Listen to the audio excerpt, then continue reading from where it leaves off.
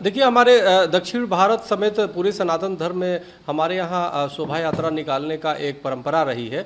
जो भी वहाँ के पीठाधीश्वर होते हैं, पहले हमारे आदि जगत गुरु शंकराचार्य जी की भी शोभा यात्रा निकलती थी। हमारे यहाँ जो श्रद्धेय लोग हैं, हमारे भगवान की भी शोभा यात्रा निकाला जाता है और एक सम्मान चीज़ें हैं। तो ये तो बड़ा दुर्भाग्यपूर्ण है कि जो भी हिंदू सनातन के जो परंपराएँ हैं, उसको सरकारें कहीं न कहीं दमन कर रही है।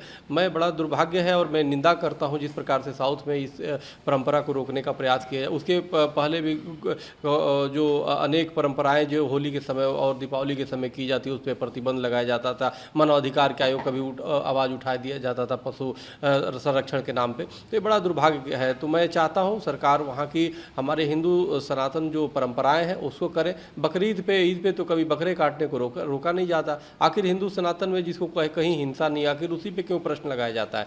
तो ये दुर्भाग्य है, मैं इसकी निंदा करता हूँ और मैं चाहता हूँ वहाँ की सरकार हिंदू सनातन का सम्मान करे और उसको छूट दे। और इस तरह की हमारी हिंदू सनातन परंपराओं में सरकार को किसी भी सरकार को हस्तक्षेप करने का और रोक लगाने का कोई अधिकार नहीं है, बशर्ते वो किसी को अहित तो कर नहीं रहा है। कोई हिंसा तो है नहीं उसमें, किसी के वायलेंस वहाँ कुछ है नहीं।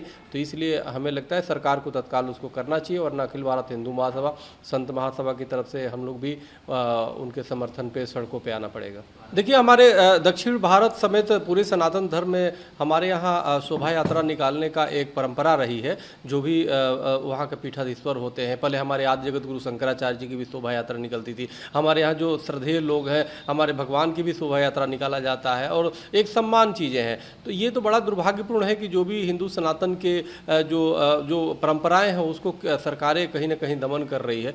मैं बड़ा दुर्भाग्य है और मैं निंदा करता हूँ जिस प्रकार से साउथ में इस परंपरा को रोकने का प्रयास किया है। उसके पहले भी जो अनेक परंपराएं जो होली के समय और दीपावली के समय की जाती है, उस पर प्रतिबंध लगाया जाता था। मानवाधिकार के आयोग का भी आवाज़ उठा दिया जाता था पशु संरक्षण के नाम पे। तो ये बड़ा दुर्भाग्य है। तो मैं चाहता हूँ सरकार वहाँ की हमारे हिंदू सनातन जो परंपराएं हैं उसको करे। बकरीद पे, ईद पे तो कभी बकरे काटने को रोका नहीं जाता। आखिर हिंदू सनातन में जिसको कहीं हिंसा नहीं, आखिर उसी पे क्यों प्रश्न लगाया जाता है?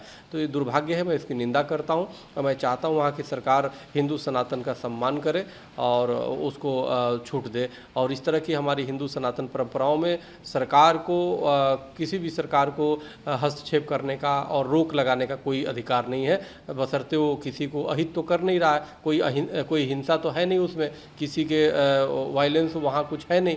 तो इसलिए हमें लगता है सरकार को तत्काल उसको करना चाहिए, वरना अखिल भारत हिंदू महासभा, संत महासभा की तरफ से हम लोग भी उनके समर्थन पे सड़कों पे आना पड़ेगा।